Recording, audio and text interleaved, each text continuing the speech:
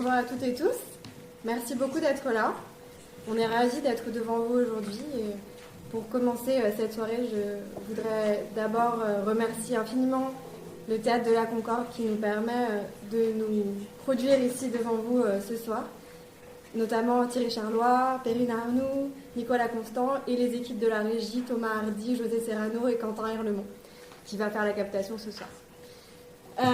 Alors, moi je suis Pauline Guillemet, je suis membre du comité de rédaction de la revue Entretemps, donc vous avez ici le logo, et qui organise cette soirée.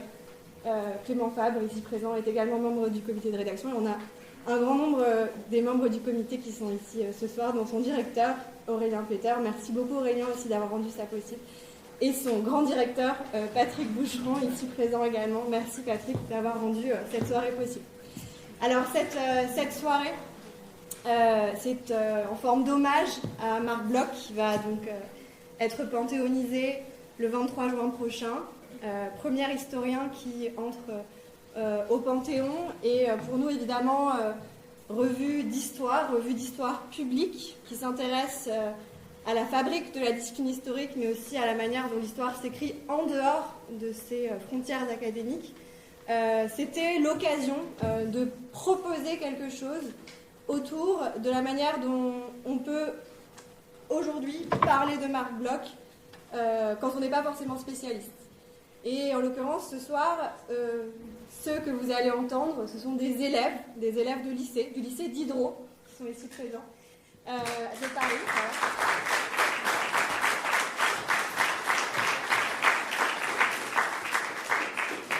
Et du lycée Paul-Éluard de Saint-Denis, ici présent.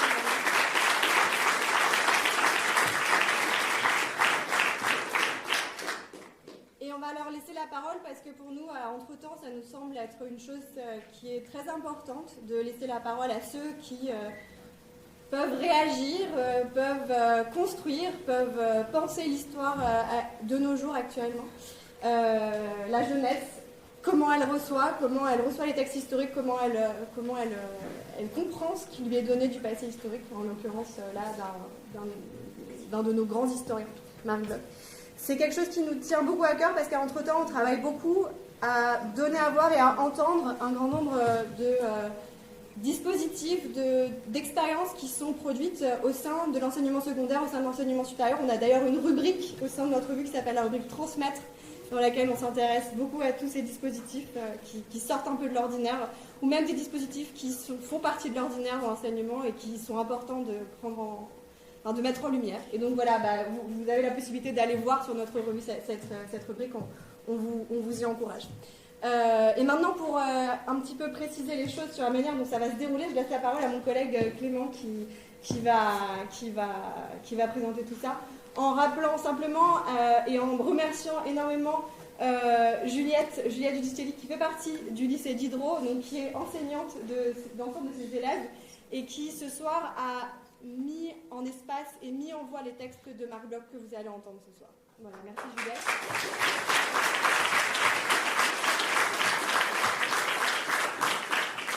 Alors, bonsoir à toutes et tous, merci d'être aussi nombreux ce soir. Je peux d'abord m'associer aux remerciements de Pauline à l'équipe du Théâtre de la Concorde, à l'équipe d'Entretemps bien sûr, à Juliette et tout particulièrement aux lycéennes, aux lycéens qui ont accepté de participer à cet hommage. Alors cet hommage, on a voulu qu'il soit conforme à l'esprit de la revue Entretemps, donc entre travail des archives et création contemporaine, entre études du passé, enjeu du présent, et avec cette attention dont parlait Pauline à la diversité des manières de produire et de transmettre du savoir historique. On a voulu aussi que cet hommage il soit conforme et fidèle à la foi que Marc Bloch a toujours eue dans la jeunesse, à la fois à travers ce goût de la transmission qu'il a eu toute sa vie, et aussi à travers cette conviction jusqu'au bout que lui aussi avait quelque chose à apprendre des jeunes. Donc, ce rapport de Marc Bloch à l'enfance, si ça vous intéresse, Manon Pignot en parle très bien dans l'ouvrage collectif dirigé par Florian Mazel et Yann Potin, qui est sur la table de nos lycéens Marc Bloch, L'histoire en résistance. Mais disons, voilà, c'est pour toutes ces raisons que ça nous a paru assez évident, pour rendre hommage aujourd'hui à Marc Bloch, de prolonger ce dialogue avec les jeunes et de donner l'occasion à un groupe de lycéennes, de lycéens, de s'emparer de 6 textes de Marc Bloch.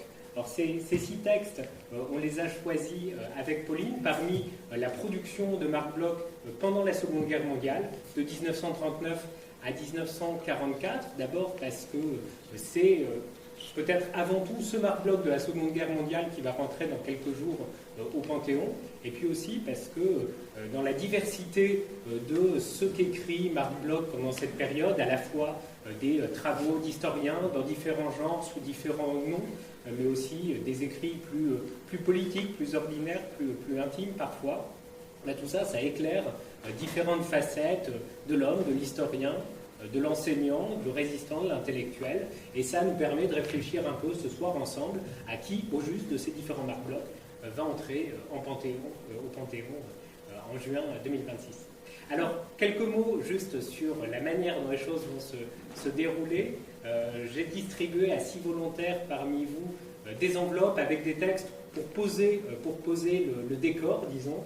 Avant chacun des textes, l'une ou l'un d'entre vous verra apparaître à l'écran la date qui figurait sur son enveloppe de 1939 à 1944. Vous pourrez alors vous signaler, on vous apportera un micro et vous lirez ce texte, et puis ensuite nos lycéennes et lycéens mettront en voix, mettront en scène ces textes, et puis aussi les feront résonner avec leurs préoccupations, avec leur sensibilité personnelle. J'ajoute aussi que ces lectures seront accompagnées de projections, de documents sonores, audiovisuels produits au moment où Marc Bloch écrivait ces différents textes. Et sachez enfin que vous pourrez retrouver l'ensemble de la soirée dans quelques jours sur le site en ligne de la revue Entre-temps, parce que l'ensemble est capté ce soir. Voilà, merci encore et bonne soirée à tout le monde.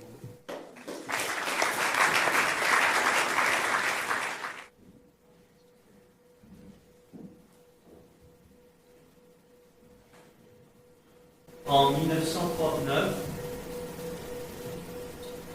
Marc Bloch a 53 ans. Il est professeur d'histoire économique à la Sorbonne. En 1939, il vient de publier le premier tome de La Société féodale, le livre qui vient couronner une carrière entière passée à étudier les sociétés de l'Europe médiévale. Mais ça, c'était avant la guerre. Père de 6 enfants, tous mineurs, Marc Bloch peut échapper au front. Le vétéran de la Première Guerre mondiale s'engage pourtant de nouveau.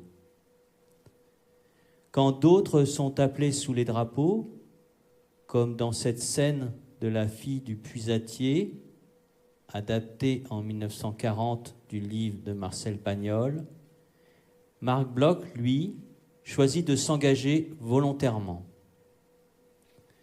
Depuis l'Aisne, où il est affecté au QG de la Première Armée, il n'écrit plus de livres d'histoire.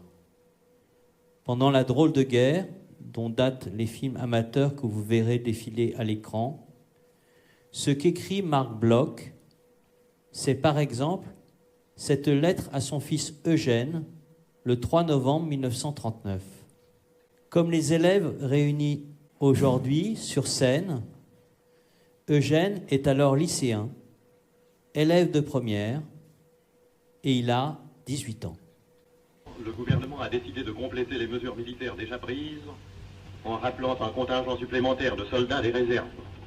Il concerne les hommes dont le fascicule de mobilisation porte en surcharge, dans le coin supérieur gauche, les chiffres 3 ou 4. Et mon fils est déjà au front depuis la semaine dernière. C'est payé, ça? Tes outils, oui, c'est payé. Non, ben, je dis ça parce qu'il n'y a pas de papier. Et puis, dans l'émotion de cette nouvelle... Oui, mais l'émotion, ça fait pas des voleurs, ça. Oh, excuse-moi, Pascal, qu'est-ce que tu veux? Je suis troublé, alors ça me fait déparler. Ah oui, mais ces outils, ils sont bons, mais je ne crois pas m'en servir beaucoup, parce que dans mon livre militaire, j'ai le fascicule 7, alors je rejoins immédiatement et sans délai. Alors tu prends un train de 8 heures, comme moi. Eh oui, à 8 heures juste, on ne sera pas seul. Tu es dans l'infanterie? Non, je suis dans le génie, moi. Sapeur pionnier, je suis sergent. Tu as des galons? Ah, pardi, j'ai un galon doré. Comme un officier? Ah oui, mais seulement, il est un peu penché. Ah, mais tu dois être beau, tout habillé avec le képi, hein? Ah, ça me va pas mal, ça. D'ailleurs, je vais le mettre pour partir. Parce qu'au mois de mars dernier, quand je croyais qu'elle allait m'appeler, je me suis fait arranger la tenue. Parce qu'on me la rembourse en arrivant à la caserne, oui. Alors tu te fais faire la tenue que tu veux et puis on te la rembourse, on te la paie en arrivant? Eh non, je me la fais faire, mais pas comme je veux. C'est pas une redingote que je me fais faire. C'est une tenue réglementaire de sergent. Lettre à son fils Eugène, du 3 novembre 1939. Mon vieux Thierry. Je t'écris ce soir dans ma chambre, sur un pupitre d'écolier. Je tâcherai de répondre tout à l'heure aux diverses questions que tu me poses. Mais, auparavant, je désire te parler très confidentiellement et très franchement d'un sujet délicat. Ce sera une partie de lettre toute pour toi. Et que tu ne montreras à personne. Ni d'aventure ne laissera traîner. Nous ne vous avons, maman et moi, jamais parlé ex cathedra des problèmes de la vie sexuelle. Nous n'aimons pas les discours et beaucoup de choses s'apprennent ou se sentent sans qu'il soit nécessaire ni bon de les expliciter. Peut-être, tout de même, quelques indications ne seront-elles pas superflues? Je ne te prends pas pour vraiment ignorant de ces choses. Je sais ce que sont les milieux des jeunes garçons. Je sais que tu as les yeux ouverts et que tu lis. Et tu as 18 ans. Il n'y a rien pour un jeune homme de plus difficile que cette partie de la conduite. Beaucoup plus que pour une fille. Mais il y a quelques principes dont chacun peut et doit faire application. D'abord, un corps sain. Tu sais que les rapports sexuels avec des femmes contaminées peuvent donner certaines maladies. Bénorragie et syphilis avant tout. Il faut savoir que l'une et l'autre, si par malheur on les contracte, sont totalement et radicalement curables. À condition d'aller voir tout de suite un médecin. Il n'en était pas ainsi autrefois, c'est un des immenses progrès de la médecine. Mais un corps sain ne veut pas dire cela seulement. Cela signifie aussi éviter toute basse satisfaction. Et tout abus. Et cela se relie, par conséquent, à un esprit sain et propre, ce sur quoi il est inutile d'insister. Enfin, quelques lignes que l'on donne à sa vie sentimentale. C'est une règle sacrée de ne jamais risquer de faire le malheur d'un autre être que soi. Ceci dit, affaire aux jeunes gens de résoudre de leur mieux des problèmes à la fois physiques et sentimentaux. Les solutions radicales de certaines morales n'ont jamais fait que du mal. Et l'acte qui a voulu la nature et qui est la loi de l'amour n'a rien de honteux. Et je serai toujours prêt à causer avec toi. Sûr que tu as trop de délicatesse pour me mettre jamais dans l'embarras. Maintenant, passons à d'autres sujets. Attends pour acheter les manuels d'histoire et de géographie les conseils de ton professeur. Je les connais mal. Achète sans passer par moi. Une grosse attaque aérienne sur la Grande-Bretagne me semble possible, au prix de beaucoup de casse. La casse serait moins forte si l'Allemagne tenait la côte hollandaise ou belge. Oui, car en ce cas, les bombardiers pourraient sans doute être accompagnés par l'aviation de chasse dont le rayon est trop faible pour permettre ce soutien entre les bases du littoral allemand et l'Angleterre. Rien de bien à ma connaissance sur le régime intérieur du fascisme, ou rien que de trop long. Je répète que les communistes sont, à mon sens, indéfendables. Mais qu'aussi, il est trop commode aux juges de faire du patriotisme à bon sens sur le dos de pauvres bougres. L'impérialisme russe se condamne par le fait que Staline n'a même pas obtenu le relâchement des malheureux enfermés dans le camp des concentrations allemands. Quant à la politique intérieure de Daladier, elle est essentiellement rancunière. Et la censure extrêmement partielle est une honte. Il y aura affaire après la guerre, mais il faut d'abord la faire. Je vais demain matin dans une ville voisine, simplement pour faire quelques courses. Avantage d'avoir des chefs aimables et la compagnie auto du QG à sa disposition. Je ferai arranger mes lunettes pour les porter sous le masque. Je me ferai couper les tiges. Je ferai stopper une vareuse où il y a un trou de cigarette. Maintenant que j'ai ma neuve. Peut-être prendrai-je un bain. L'après-midi, nous ferons, sous la direction du chef adjoint, un nouvel exercice de mouvement sur de fictives divisions. Et je m'acquitterai, devant les camarades et quelques officiers stagiaires venus des corps armés ou des services, d'un petit discours sur l'armée britannique. En somme, je fais en même temps un stage d'école de guerre et, pour l'échelon armé, de centre des hautes études militaires, vulgairement CHEM. J'avais eu, sur mes mouvements de division, des idées qui n'ont pas été jugées tout à fait stupides. Mais je n'ai pas le sentiment d'avoir très bien calculé les étapes. On ne corrige pas les devoirs, heureusement. Je t'embrasse, mon chéri, de tout mon cœur.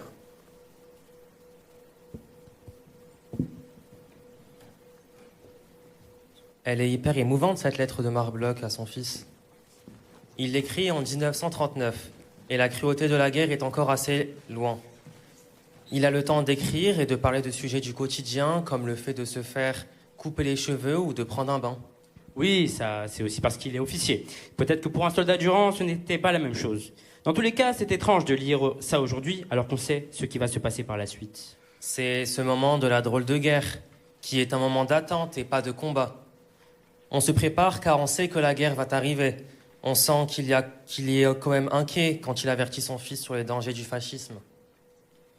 Enfin, il avertit surtout son fils sur les dangers des maladies sexuelles. C'est d'ailleurs bizarre comment il le met en garde contre ça. Aujourd'hui, ça ne serait peut-être pas la première chose qu'on dirait à sa fille ou son fils si on devait lui parler de sexualité. C'est que souvent, à cette époque-là, la première expérience sexuelle se faisait avec une prostituée. Et Marbloch le sait et il prévient son fils. C'est d'ailleurs assez touchant, cette lettre à son fils. On se dit que peut-être, s'il n'y avait pas eu la guerre, il n'était pas loin, il n'aurait peut-être pas pris le temps de lui dire ces choses-là. Oui, parfois c'est plus simple de dire les choses quand on n'est pas juste en face de la personne.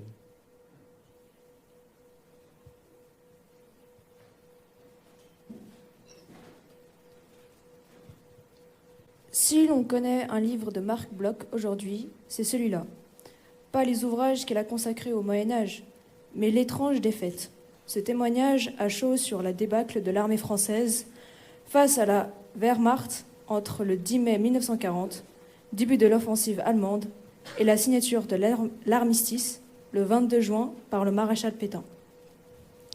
Pendant qu'au cinéma, les soldats du film « Chantons quand même » entonnent « Ça ira mieux demain », ce livre prophétique et désabusé décortique les mécanismes qui ont conduit à la défaite.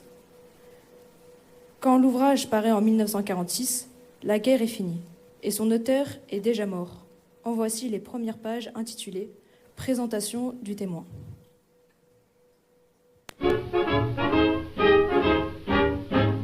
Quoi de plus gai qu'une chanson de route? Rien, rien, rien, vous avez raison, sergent.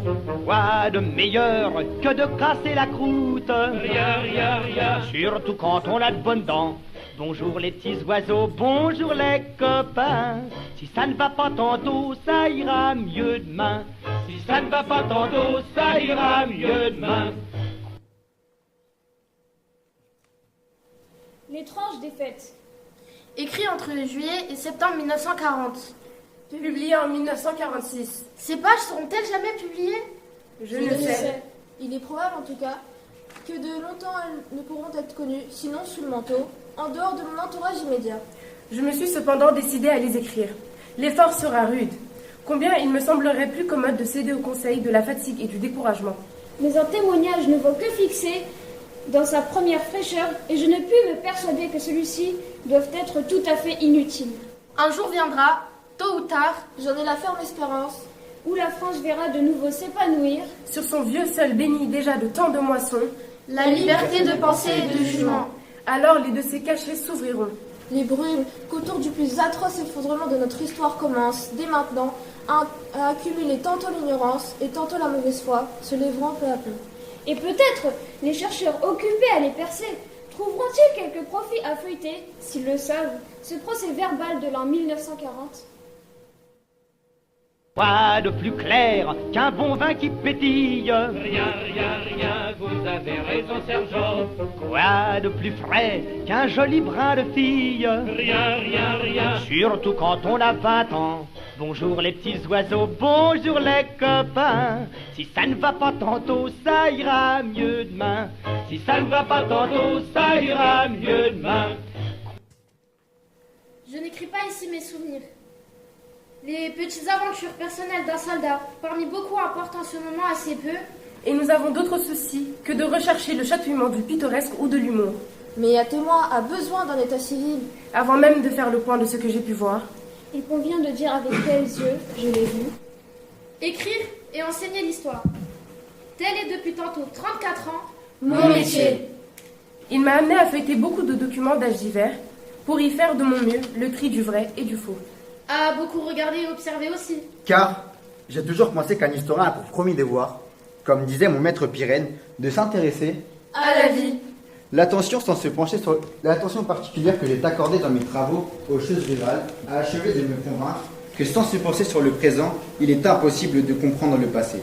À l'historien des campagnes, de bons yeux, pour contempler la forme des champs, ne sont pas moins indispensables qu'une certaine aptitude à déchiffrer de vieux grimoires. Ce sont ces mêmes habitudes de critiquer, d'observation et j'espère d'honnêteté que j'ai essayé d'appliquer à l'étude des tragiques événements dont je me suis trouvé un très modeste acteur.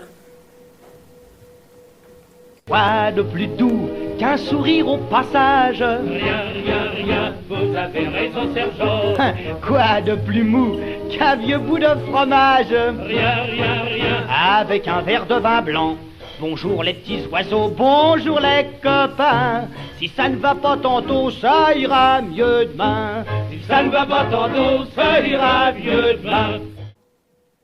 La profession que j'ai choisie passe ordinairement pour des moins aventureuses. Mais mon destin commun sur ce point, avec celui de presque toute ma génération, m'a jeté par 2 fois à 21 ans d'intervalle hors de ces paisibles chemins.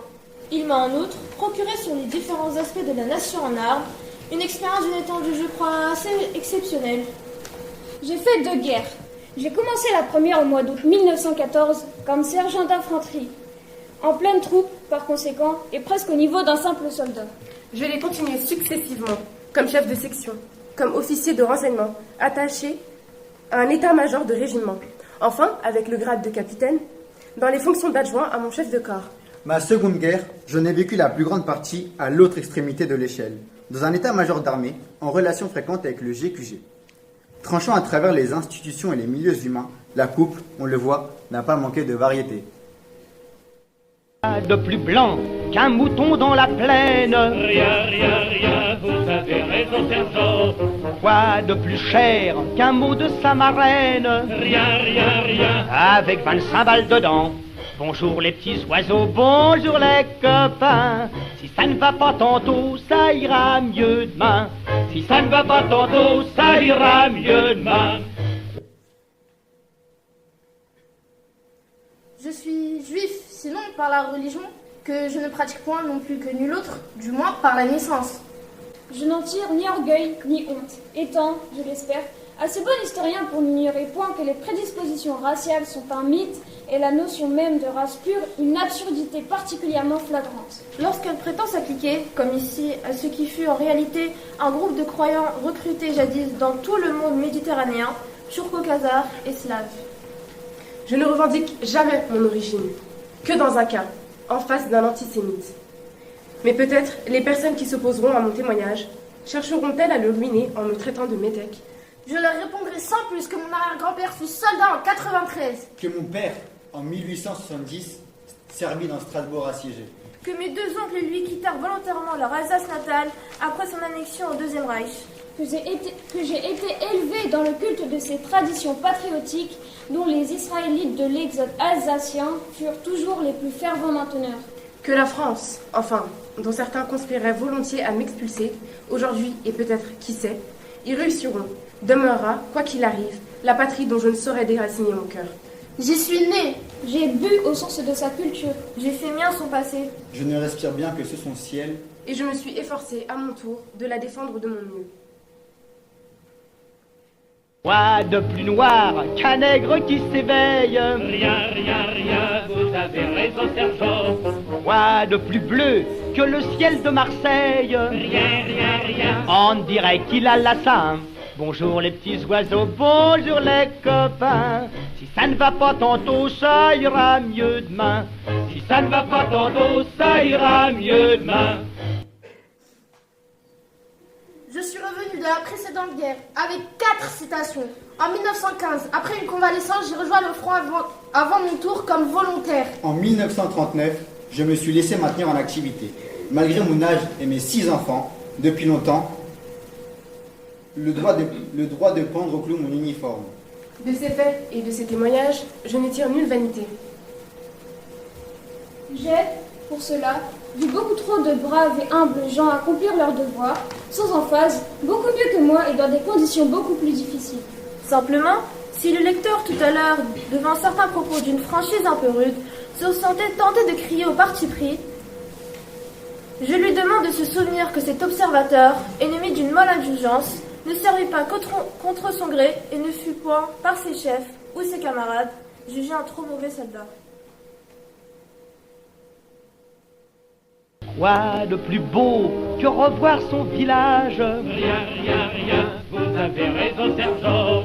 Plus de soucis, au ciel pas un nuage. Rien, rien, rien. Nous rentrerons en chantant. Bonjour les petits oiseaux, bonjour les copains. Bonjour, c'est pas trop tôt, on se retrouve enfin. Bonjour, c'est pas trop tôt, on se retrouve enfin. Attends, j'ai bien entendu? Le chanteur, il dit quoi de plus noir qu'un aigle qui s'éveille? Dis donc, c'était peut-être une drôle de guerre, mais c'était aussi une drôle d'époque. Ce qui est drôle aussi, c'est le titre. L'étrange défaite. Les deux mots ne vont pas vraiment ensemble, étrange et défaite. Une défaite, elle peut être triste ou écrasante, mais étrange, ce n'est pas le mot que j'associerais à la défaite. Je me dis qu'avec ce titre, Marc Bloch voulait peut-être susciter l'intérêt de son lecteur pour lui donner envie de lire le livre. Et puis, je crois que Marc Bloch était déjà mort. C'est peut-être l'éditeur qui a choisi de mettre ce titre.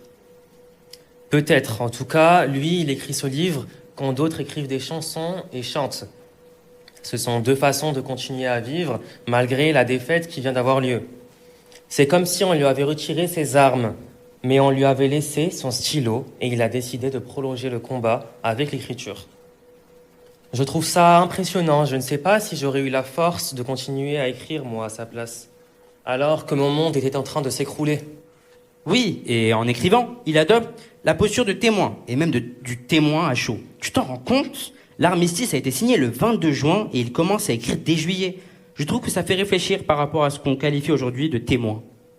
Aujourd'hui, on pourrait appeler témoins tous ceux qui prennent la parole ou qui diffusent des photos ou des vidéos sur les réseaux sociaux. Ça perd de la valeur. Alors qu'à l'époque, être témoin, ça voulait dire prendre la plume et écrire. Ce que fait Marc Bloch en écrivant, c'est donner les moyens pour les générations futures de comprendre ce qu'il s'est passé à ce moment-là.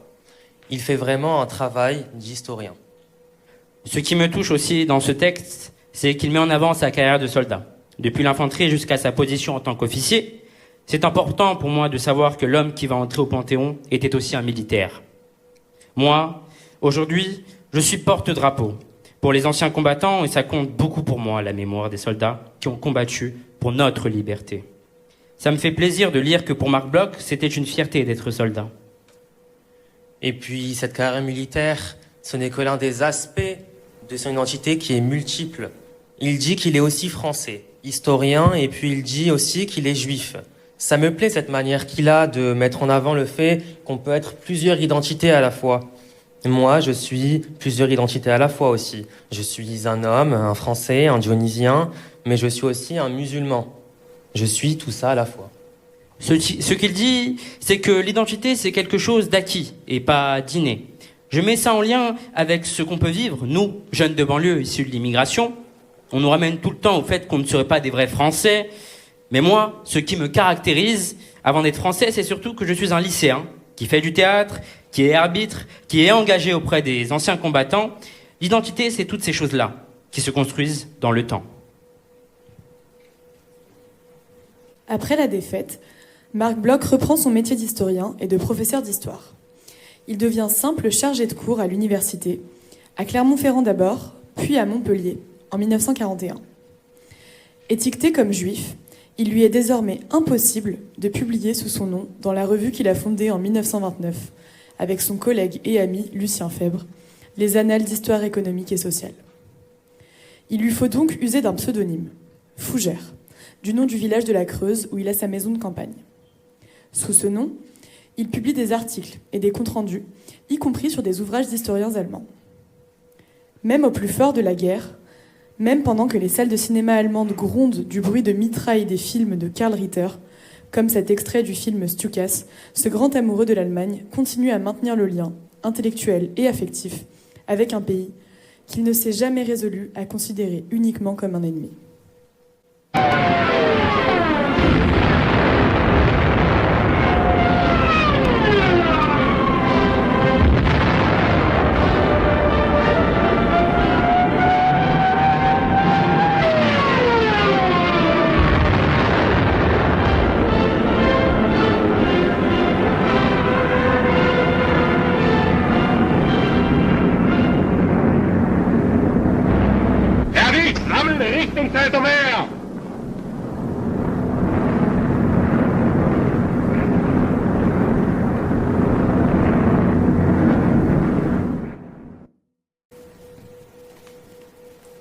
rendu, signé Monsieur Fougère, paru en 1941 dans les Annales d'histoire sociale. Dans les campagnes du Brandebourg.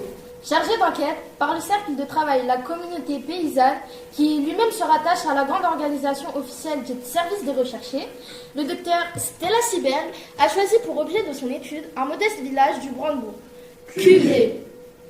Établi avec la collaboration des habitants, cette brève monographie mérite l'attention à plus d'un titre. Certes, elle a ses lacunes. Rien. Par exemple, sur le développement des relations postales, ni sur la lecture des journaux. En revanche, la composition de la population dans ces vicissitudes est analysée avec beaucoup de soin. Les gens de Cuvier ne sauraient prétendre au nom d'autochtones. La crise de la guerre de 30 ans eut là ses résultats habituels. Le village dut être en grande partie repeuplé, notamment à l'aide de colons venus de Holstein. Va ensuite une assez longue période de stabilité. Puis, ce fut l'affranchissement des paysans, qui se poursuivit de 1802 à 1841. Il ne semble guère niable qu'il y eut pour effet une sensible augmentation de bien-être. Jusque-là, l'âge moyen auquel les chefs de famille vieillis avaient coutume de remettre leurs exploitations à leurs enfants avait été extraordinairement bas. La cinquantaine, ou environ, il se releva beaucoup. Mademoiselle Siberg n'en considère pas moins cette grande mesure de libération comme éminemment fâcheuse. Elle lui reproche d'abord d'avoir abouti à accentuer les oppositions de classe. Au temps de la suggestion, dit-elle, le Seigneur imposait la pratique de l'héritier unique. Dans les familles de laboureurs, Bauer. Les cadets se faisaient donc par force manouvriers. L'autorité seigneuriale, une fois disparue, les partages de succession leur permirent de participer, comme leurs aînés, à la propriété du sol. Ce que rendit plus aisé encore la restriction de la natalité. Il n'y plus désormais, pour être privé de terre, que les fils de manœuvriers. En d'autres termes, au lieu de deux classes purement professionnelles, ce furent deux classes de naissance qui demeurèrent face à face.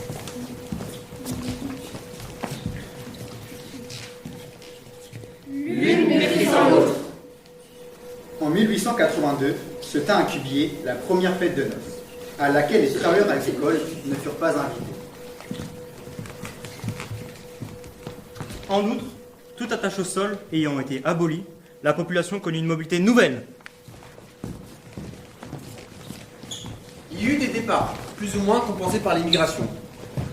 Grand malheur aux yeux de quiconque, mais son idéal dans un définitif enracinement de la petite société paysanne. Blut und Boden. Le sang et la terre. Il est d'ailleurs curieux que parmi les immigrants célibataires et salariés, un recensement opéré en 1936 révèle la présence d'un grand nombre d'hommes dont les pères avaient exercé des métiers urbains. Cuvier n'a naturellement pas été épargné par les grandes tourmentes contemporaines.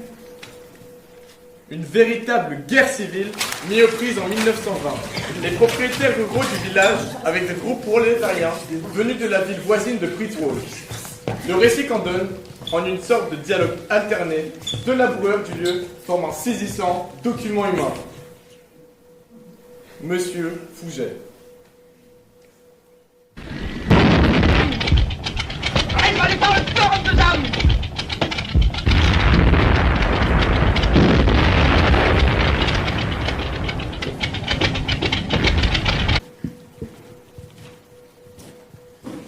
Bon, moi franchement, j'ai rien compris à ce texte. Et toi? Pareil, pas un mot limite. Dans ce texte, Marc Bloch est un peu différent que dans les autres. Il nous montre qu'il continue à faire son travail, à lire des livres et à faire des comptes rendus, alors même qu'il pleut quasiment des bombes sur la tête. Oui, et puis c'est pas n'importe quel livre qu'il dit et qu'il commente. C'est un livre allemand, alors que ces bombes, elles sont allemandes. Et que les Allemands occupent son pays. Il est pas rancunier, le Marc Bloch. C'est vrai. Bon, on avance ?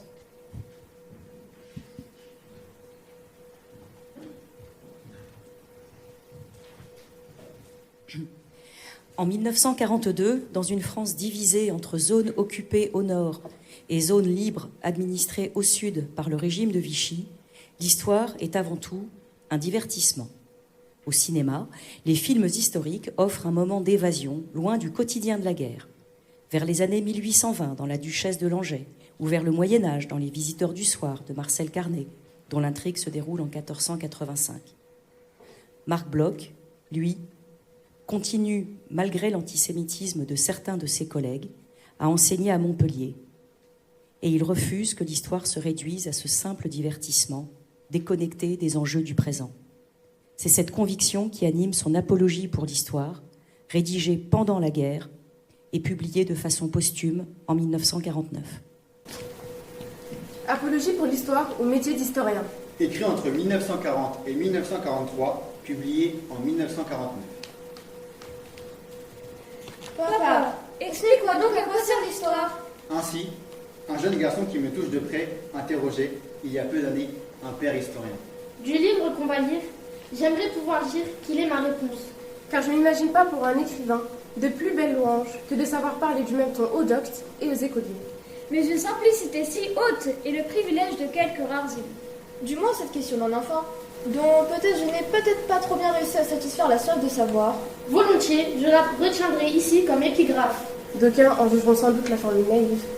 Elle me semble au contraire parfaitement pertinente. Le problème qu'elle pose avec l'embarrassante droiture de cet âge implacable n'est rien de moins que celui de la légitimité de l'histoire.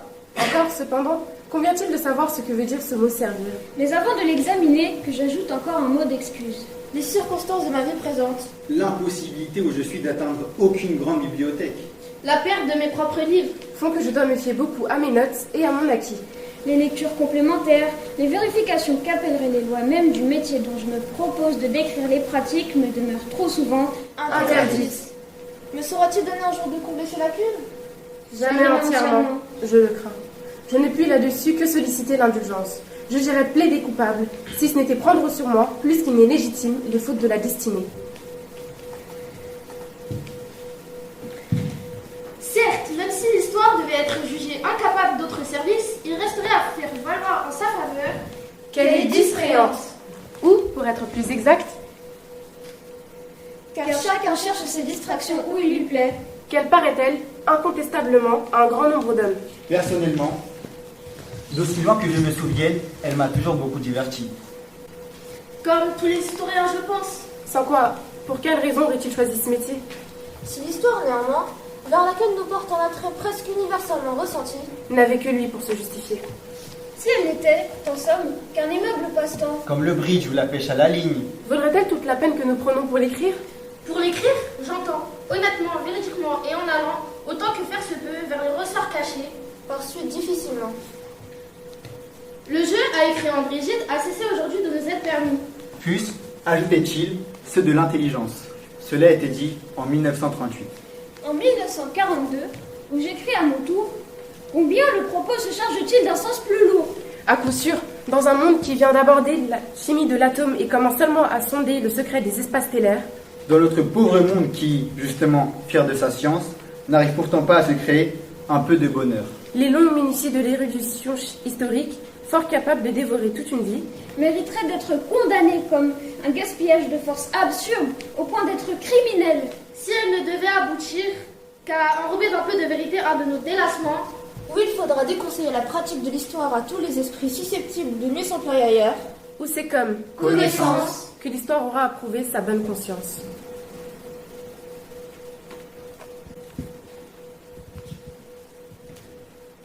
Bon, je dois avouer que ce texte-là, j'ai aussi eu du mal à le comprendre. Ce qui m'a aidé, c'est que Marc Bloch parte d'une question d'enfant au début de son texte. Et il donne finalement du crédit à la parole de la jeunesse. Ça me plaît parce qu'on a souvent l'impression que c'est une parole qui n'a pas de valeur. Oui, et d'ailleurs on dit souvent que la vérité sort de la bouche des enfants. Finalement, cette question de départ, à quoi sert l'histoire, c'est vraiment une bonne question. Moi je me pose souvent cette question, à quoi sert l'histoire, à quoi sert le français, à quoi sert la philosophie? Quand on est lycéen, on se pose ces questions pour savoir ce que ça va nous apporter pour notre vie professionnelle. Là, Marc Bloch, il se la pose aussi parce que l'histoire est un sujet politique qui est manipulé par la propagande nazie durant la guerre. Je me souviens, quand j'avais été hyper ému par une scène du film Casablanca qui est sorti au moment où Marc Bloch écrit ce livre, en 1944. On y voit les Français de Casablanca chanter la Marseillaise contre un chant patriotique allemand. Play la Marseillaise. Play it.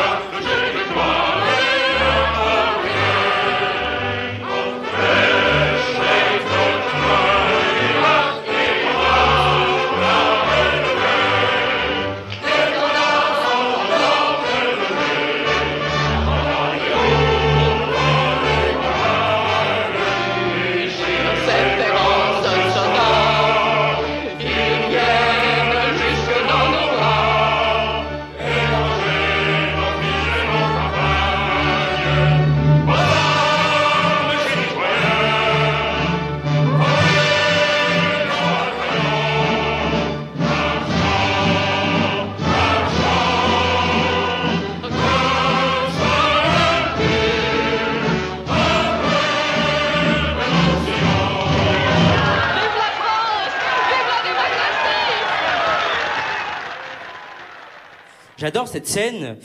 On y retrouve des Français qui chantent contre des Allemands nazis, donc un chant patriotique nazi. Et c'est un peu ce que Marc Bloch a voulu aussi faire porter dans son livre. Il veut faire taire la propagande nazie en rappelant la manière dont on doit s'écrire l'histoire. Plus loin, il dit qu'il n'a plus accès à ses livres, et donc il ne peut plus travailler. C'est étonnant quand on lit ce passage aujourd'hui, où Internet nous permet de trouver à peu près tout ce qu'on recherche. On ne pourrait plus dire une chose pareille. Les livres ne sont plus aussi essentiels qu'avant. Il dit aussi que l'histoire est parfois considérée comme un divertissement. Je me demande pourquoi il dit ça. Je crois que ce qu'il veut dire à ce moment-là, c'est qu'il existe plein de gens qui pensent que l'histoire est faite uniquement comme un divertissement, à travers les films ou les romans historiques par exemple. Mais lui, il considère que l'histoire est plus que ça. Il la compare à la chimie. Il dit que c'est une connaissance et qu'elle a à voir avec la vérité. C'est une science. Point. Ça semble important de lui rappeler. Et d'ailleurs, aujourd'hui, c'est encore quelque chose qui fait l'objet de débats. On parle souvent de fake news, de fausses informations qui circulent surtout sur les réseaux sociaux. Face à cela, dire que l'histoire est une science, c'est rappeler que certaines choses du passé ne peuvent pas être remises en question. Car ce sont des connaissances scientifiquement prouvées.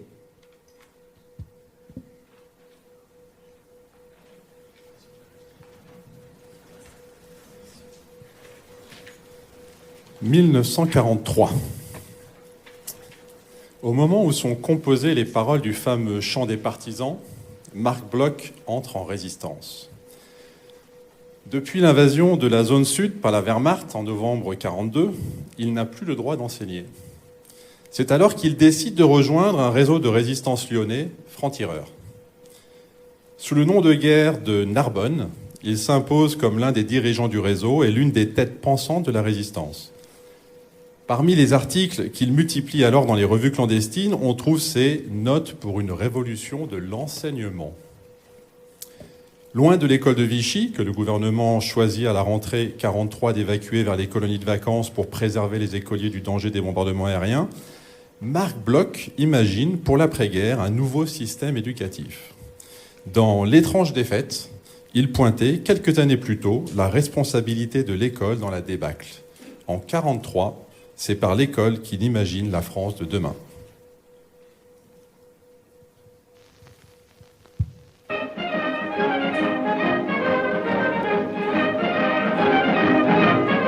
Un peu partout, les colonies de vacances deviennent des écoles improvisées. Le gouvernement a en effet demandé aux parents de laisser leurs enfants loin du danger aérien que courent les villes. Et c'est en plein air, par ces tièdes journées d'automne, qu'a lieu la première classe. Dans le dortoir, les tout-petits rêvent aux belles journées de vacances. Aux journées si proches et si lointaines déjà, où seul comptait la joie de vivre.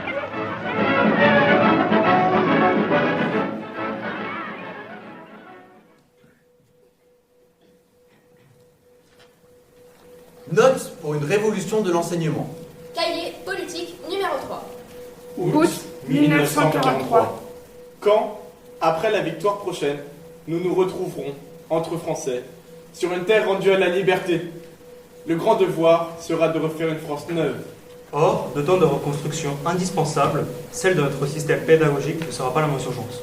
Qu'il s'agisse de stratégie, de pratiques administratives ou simplement de résistance morale, Notre effondrement a été avant tout chez nos dirigeants et, pourquoi ne pas avoir le courage de se l'avouer, dans toute une partie de notre peuple, une défaite, à la fois de l'intelligence et du caractère. C'est dire que parmi ces causes profondes, les insuffisances de la formation que notre société donnait à ces jeunes ont figuré au premier rang. Pour redresser ces vices, une réforme timide se révèle. On ne refait pas un pays son éducation en rapetassant de vieilles routines. C'est une révolution qui s'impose. Une condition préliminaire s'impose, à ce point impérieuse que, si elle manque à être remplie, rien de sérieux ne se fera. Il importe que, pour l'éducation de ces jeunes, comme pour le développement de la culture dans l'ensemble de ses citoyens, la France de demain sache dépenser incomparablement plus qu'elle ne s'y est résignée jusqu'ici. Il nous faudra donc des ressources nouvelles pour nos laboratoires, pour nos bibliothèques, peut-être plus encore, car elles ont été jusqu'ici les grandes victimes. Bibliothèque savante, bibliothèque dite populaire aussi, dont le misérable état, comparé à ce que nous offre l'Angleterre, l'Amérique, l'Allemagne même, est une des pires hontes de ce pays. Qui a pu sans mélancolie feuilleter le catalogue d'une bibliothèque de grande ville, sans parler des petites, et y mesurer l'amenuisement progressif des achats, la décadence de la culture depuis une 50aine d'années? Mais ces indispensables sacrifices seraient vains s'ils ne s'adressaient à un enseignement tout rajeuni. Un mot, un affreux mot, résume une des tares les plus pernicieuses de notre système actuel, celui du bachotage. C'est certainement dans l'enseignement primaire que le poison a pénétré le moins avant. Sans l'avoir, je le crains, tout à fait épargné. L'enseignement secondaire, celui des universités et les grandes écoles en sont toutes infectées. Bachotage. Autrement dit, hantise de l'examen et du classement. Pis encore, ce qui devait être simplement un réactif, destiné à éprouver la valeur de l'éducation, devient une fin en soi vers laquelle s'oriente dorénavant l'éducation toute entière. On n'invite plus les enfants ou les étudiants à acquérir les connaissances dont l'examen permettra, tant bien que mal, d'apprécier la solidité. C'est à se préparer qu'on les convie.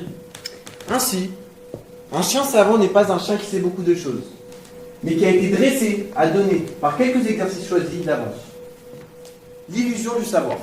Je ne pense pas qu'il soit nécessaire d'insister sur les inconvénients intellectuels d'une pareille manie examinatoire. Mais ces conséquences morales, les a-t-on toujours assez clairement vues?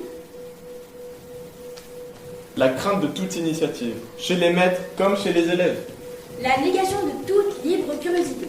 Le culte du succès substitué au goût de la connaissance. Une sorte de tremblement perpétuel et de hargne, là où on devrait au contraire régner la libre joie d'apprendre la foi dans la chance.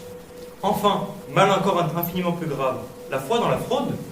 Car on copie dans nos classes au jour des compositions. On copie dans nos salles d'examen. On copie beaucoup plus fréquemment et avec beaucoup plus de succès que les autorités ne veulent officiellement l'avouer. Certes, je le sais, il subsiste, Dieu merci, des âmes probes. Je consens même qu'elles soient nombreuses. Elles y ont du mérite. Faut-il que tu aies bien copié? Ainsi, un élève de ma connaissance, qui venait d'être premier, et l'avait été honnêtement, s'entendait interpeller sur un ton d'atroce admiration par un de ses camarades. Est-ce dans cette atmosphère qu'on forme une jeunesse? Ce texte, il date de 1943, quand Marc Bloch entre en résistance. C'est surprenant que l'une des choses qui le préoccupe à ce moment-là, ce soit la réforme de l'enseignement. C'est vraiment un sujet qui revient tout le temps, en fait. Des réformes de l'enseignement, moi j'en ai vécu. Depuis le collège, encore au lycée, avec la réforme du bac concernant l'orthographe, c'est un sujet sans fin, en fait. D'autant que les choses dont il parle, ce sont des éléments qui sont toujours d'actualité aujourd'hui. La hantise de l'examen, la baisse du niveau scolaire, c'est comme si le temps passait, mais que les sujets restaient figés. Il dit aussi qu'il faut plus de financement, ça aussi c'est quelque chose qui est commun avec aujourd'hui. Quand nos enseignants se mettent en grève, c'est souvent pour réclamer plus de moyens, pour pouvoir faire mieux. Il faut aussi se remettre dans le contexte de l'époque. C'est un moment où une grande partie de la société, et surtout les jeunes, étaient mis au service de la propagande pétainiste.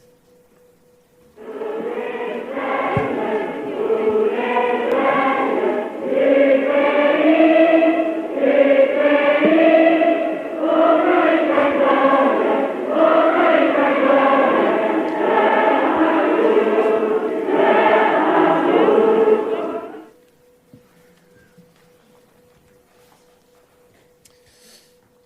Je crois qu'à choisir, je préfère vraiment notre jeunesse d'aujourd'hui.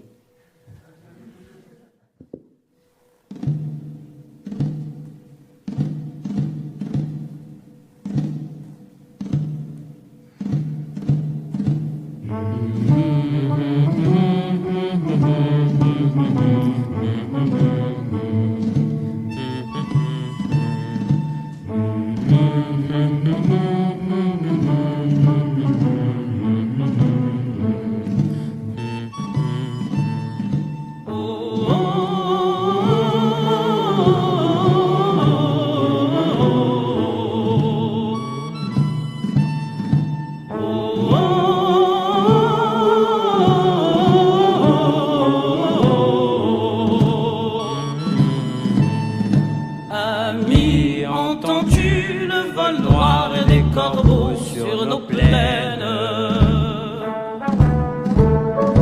Ami, entends-tu ces cris sourds du pays qu'on enchaîne? Ohé, partisans, ouvriers et paysans, c'est l'alarme. Ce soir, l'ennemi connaîtra le prix du sang et des larmes.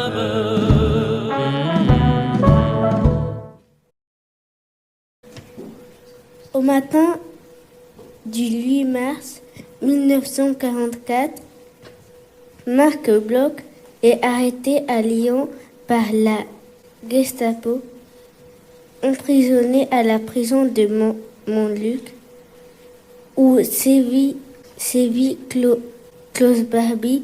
Il est interrogé et torturé pendant des jours.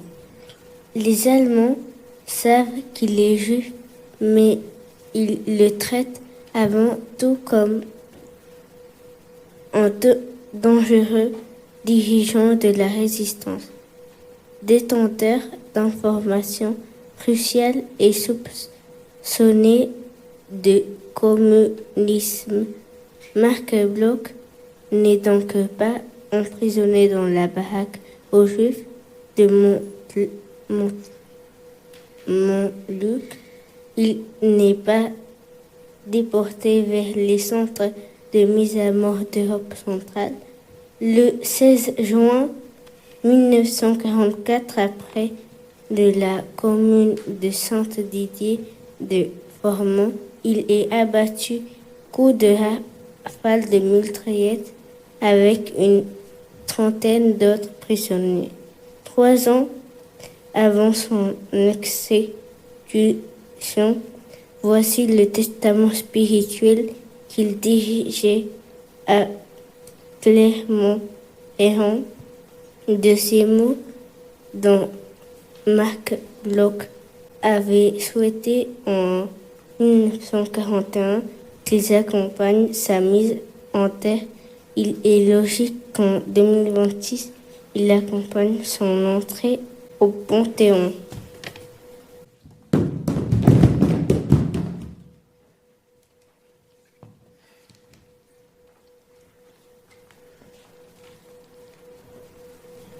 Testament spirituel de Marc Bloch. Clermont-Ferrand, 18 mars 1941. Où que je dois mourir, en France ou sur la terre étrangère, et à quel moment que ce soit. Je laisse à ma chère femme, ou à son défaut, à mes enfants, le soin de régler mes obsèques comme ils le jugeront. Ce seront des obsèques purement civiles. Les miens savent bien que je n'en aurais pas voulu d'autres. Mais je souhaite que ce jour-là, un ami accepte de donner lecture de quelques mots que voici. Je n'ai point demandé que sur ma tombe fussent récitées les prières hébraïques, dont les cadences pourtant accompagnèrent vers leur dernier repos tant de mes ancêtres. Et mon père lui-même. Je me suis, toute ma vie durant, efforcée de mon mieux vers une sincérité totale de l'expression et de l'esprit. Je tiens la complaisance envers le mensonge, de quelque prétexte qu'elle puisse se parer, pour la pire lèpre de l'âme. Comme un beaucoup plus grand que moi, je souhaiterais volontiers que, pour toute devise, on grava sur ma pierre tombale ces simples mots. Dilexit veritatem. C'est pourquoi il m'est impossible d'admettre qu'en cette heure des suprêmes adieux, où tout homme a pour devoir de se résumer soi-même, Aucun appel fut fait en mon nom aux effusions d'une orthodoxie dont je ne reconnais point le credo. Mais il me serait encore plus odieux, encore que, dans cet acte de probité, personne ne put rien voir qui ressemblât à un lâche monument. J'affirme donc, s'il le faut, que face à la mort, je suis né juif. Que je n'ai jamais songé à m'en défendre, ni trouvé aucun motif d'être tenté de le faire. Dans un monde assailli par la plus atroce barbarie, la généreuse tradition des prophètes hébreux, que le christianisme, en ce qu'il est de plus pur, reprit pour l'élargir, ne demeure-t-elle pas une de nos meilleures raisons de vivre, de croire et de lutter? Étranger à tout formalisme confessionnel, comme à toute solidarité prétendument raciale, je me suis senti, durant ma vie entière, avant tout, et très simplement, français. Attaché à ma patrie, par une tradition familiale déjà longue, nourri de son héritage spirituel et de son histoire, incapable en vérité d'en concevoir une autre où je puisse respirer à l'aise. Je l'ai beaucoup aimé et servi de toutes mes forces. Je n'ai jamais prouvé que ma qualité de juif mit à mes sentiments le moindre obstacle. Au cours des 2 guerres, il ne m'a pas été donné de mourir pour la France. Du moins, puis-je, en toute sincérité, me rendre témoignage. Je meurs comme j'ai vécu, en bon français.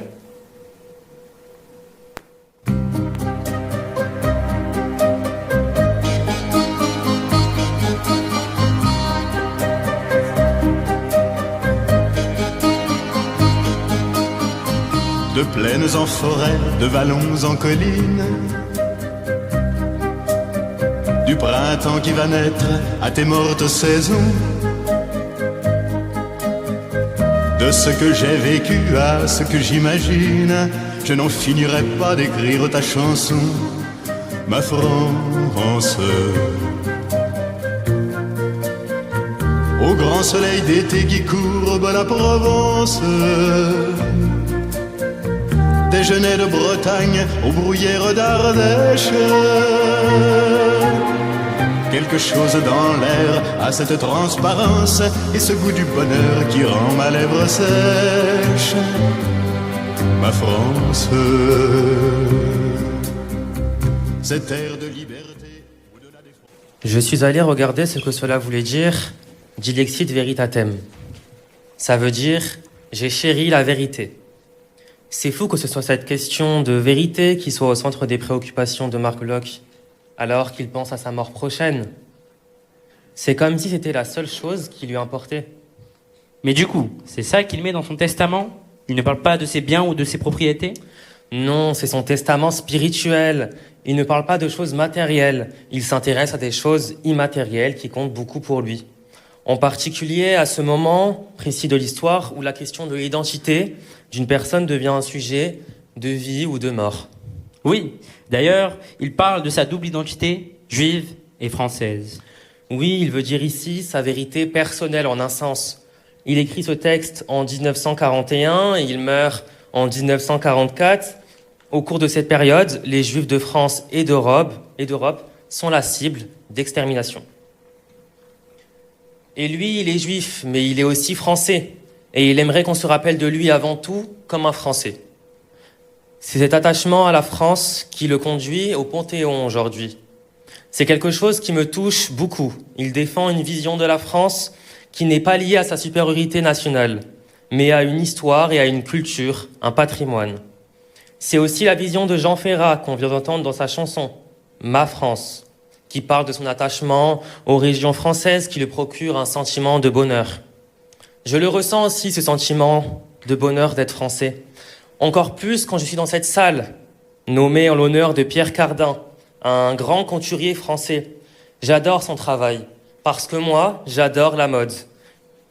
Et qui constitue aussi une part de l'identité française, un fragment du patrimoine français.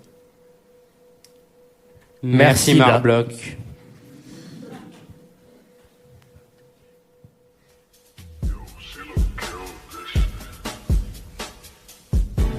Mon amour, hélas, mon cher amour, me faudra-t-il partir cette année pour le grand voyage sans retour et te laisser seul, mon aimé?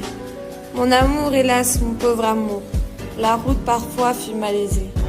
Le fardeau par moments nous fut lourd, mais nous étions deux, oh mon aimé. Mi amor. L'amour, hélas, mon cher amour, me faudra-t-il partir cette année pour le grand voyage sans retour et te laisser seul, mon aimé? Mon amour, hélas, mon pauvre amour. La route parfois fut malaisée, le fardeau par moments nous fut lourd. Mais nous étions d'eau, oh mon aimé.